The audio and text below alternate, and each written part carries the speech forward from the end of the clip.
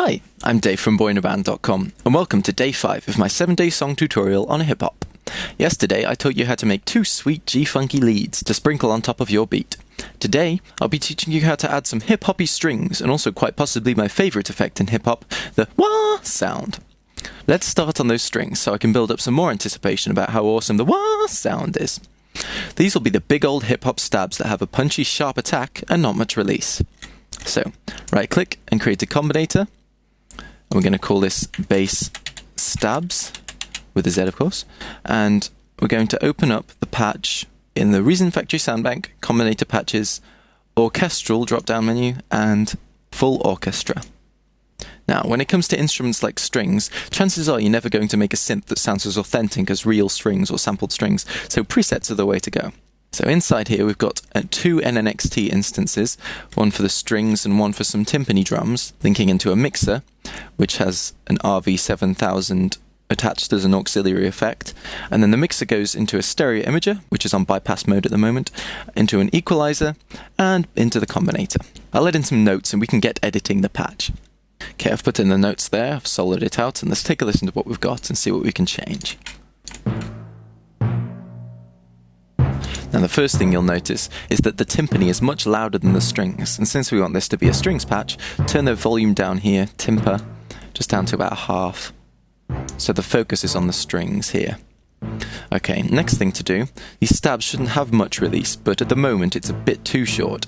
So to increase the release, click the drop down here, and here's the release. Just hold shift so you get a lot of control over it, and just turn it up to maybe 3 or 4. And you'll hear that there's a slightly longer release on those now.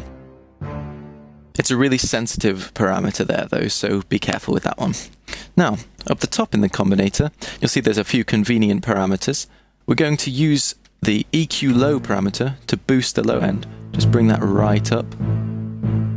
Because this is a bass stab, we want it to be nice and punchy in the low end. And we're going to do the high stabs next. This EQ is boosting around 125 Hz, just nicely there, to bring up that low end. And for a bit of extra width, shockingly enough, hit the wide button. How about that? And that just turns on the stereo imager, which is widening everything above 1.09 kHz there, and tightening up the low end a little bit as well.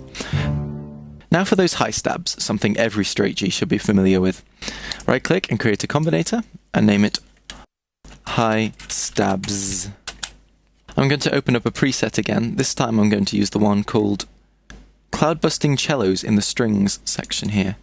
This effect, shockingly enough, has some awesome cello samples. Cellos are the second largest conventional bowed string instrument used in a symphony orchestra after the double bass, and as such they have quite a strong, sharp tone to them, making them ideal for powerful hip-hop string stabs.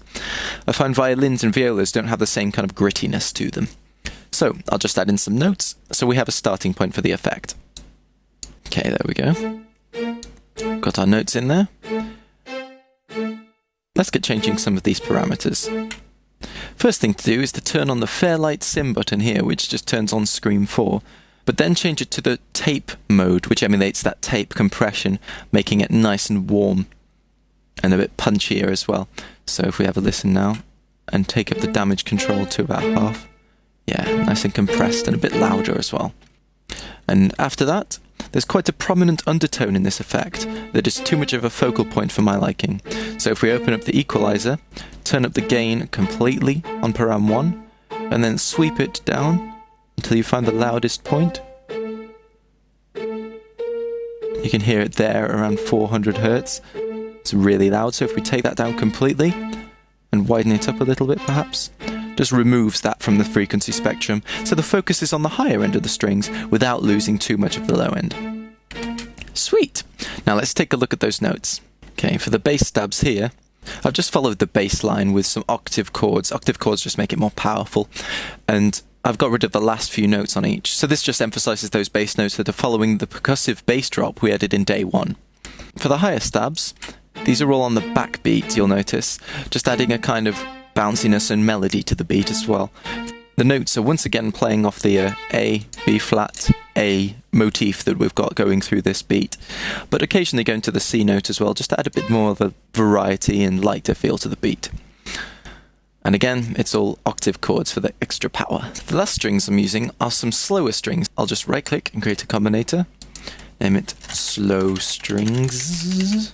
Only one Z. Don't want to go overboard. And then use the preset slow string chorale. This has quite a nice sound to it. And then for the notes, I'll just add them in now. I'll just mute the other strings and show you what we've got for this slower one.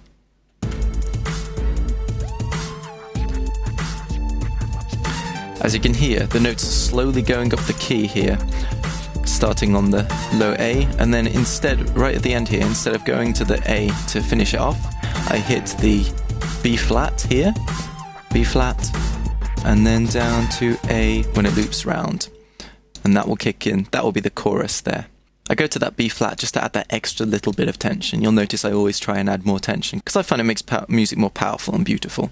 This is a great way of building up tension in a stripped down verse, building up to a chorus. Okay, so that's the strings sorted. Now it's time for the frickin' awesome synth effect we've all been waiting for. Don't forget to rate this video, then join me in part 2 where I'll be making the wah synth.